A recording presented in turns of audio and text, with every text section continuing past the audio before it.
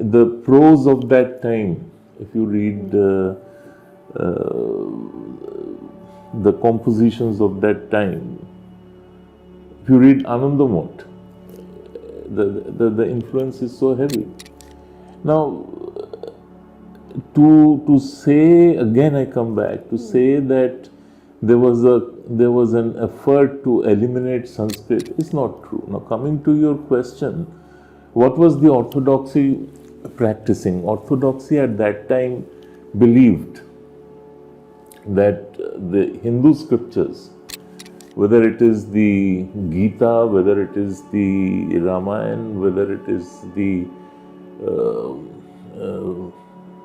Upanishads or the Vedas, if you are having only Brahmins could read, access and read the text, and only Brahmins could listen. I mean, it was fit only for Brahmin ears. Now, I don't want this discussion to get into a casteist hole. No. But that was the orthodoxy of the time. In fact, if we do not acknowledge this orthodoxy, you cannot explain the reason. Yeah, so I'm not. I mean, we live in very strange times. When you tell the truth, both sides jump on you. That's precisely why we are having this discussion.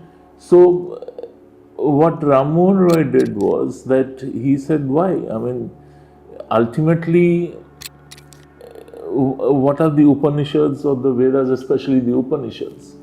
They are sources of knowledge. And how can you restrict knowledge to only a few? And then he started holding Upanishad sessions where everybody was invited. Now, the first step was that, you invited people, and some people sat inside the room, some sat outside the room, but it was more a social hierarchy than a caste hierarchy.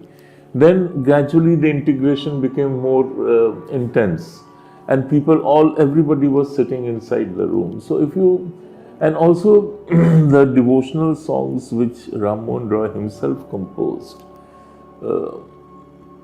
especially Nikhil Niranjan. So if you listen to it, the universality of his approach was huge, and it was not exclusionary. It was not something which was exclusive. So exclusivism was removed, and it was people who were brought in. Now, although, just because in case I forget, I wanted to mention that Jana Gana Mana, I mean, it was composed not as the national anthem of the country. And definitely, like some people love to believe, it was composed as an ode to King George V or something. No, that's rubbish. It was composed as a Brahmo Sangeet. So it was meant to be sung at Mahotsav, and Tagore wrote it keeping that in mind. And if you go through all the stanzas, the 5 stanzas of it, you will find everybody has a space in it. So in one place he says Hindu, Sikh, Christian, Buddha, Muslim.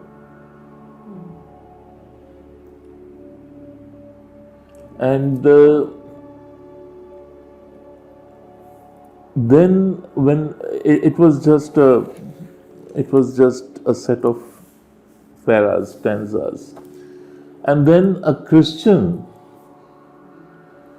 in what is now Tamil Nadu sets it to music. So then are you going to say that it is a Christian hymn and therefore it shouldn't be sung? And the person in whose adoration it is written is God. And he doesn't see God only as a male. but a god who is invested with both feminine and masculine features. So this appears in the later stanzas. In the later stanzas, where he refers to mother. Because I think the controversy is that they want to impose on Jana Gana Mana the Adinayaka to be the... No, the Adinayak, as I said, is the supreme creature. Correct. And he invests Adinayaka with masculine features and feminine features, because in one of the stanzas he refers to Adinayaka as mother. Yes. Yeah. So it was not a very black and white thing for them. They saw a lot of it through their own lived philosophy. Coming back to Raja Rammohan Roy, his own study of Vedanta, it's huge, and there is a published volume of his works on Vedanta. Again, it remains uncontested. And this whole thing of the Unitarian Church, which people don't understand, the Unitarian movement was essentially, it began in America. And it was about because it was in opposition to the Trinitarian Church, where, the Father, the Son, and the Holy Spirit. And Unitarian said that no, there is only one God. You cannot break it up into 3 or multiple pieces. And this idea appealed to the early believers of theosophy in our country. I mean, the thing of God being indivisible. And Rammohan Roy thought that you have between the trinity of Hindu divinities, Brahma, Vishnu, Mahesh,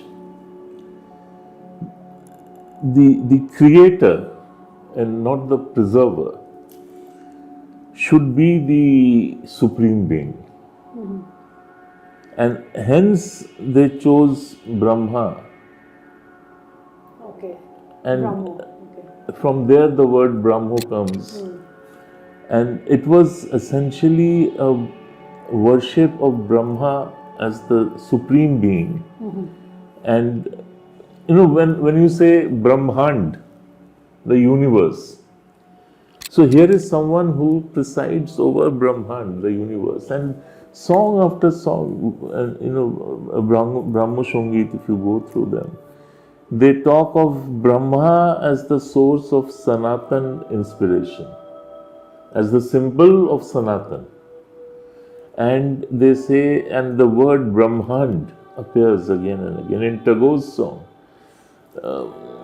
So that was their idea of divinity, that was their idea of power over us mortals.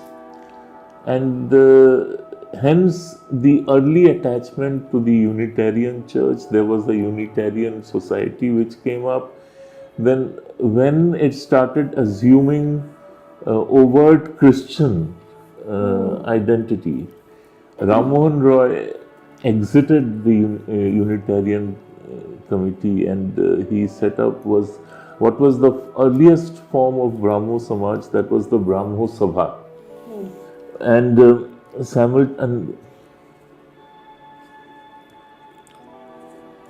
when the Brahmo Sabha started expanding,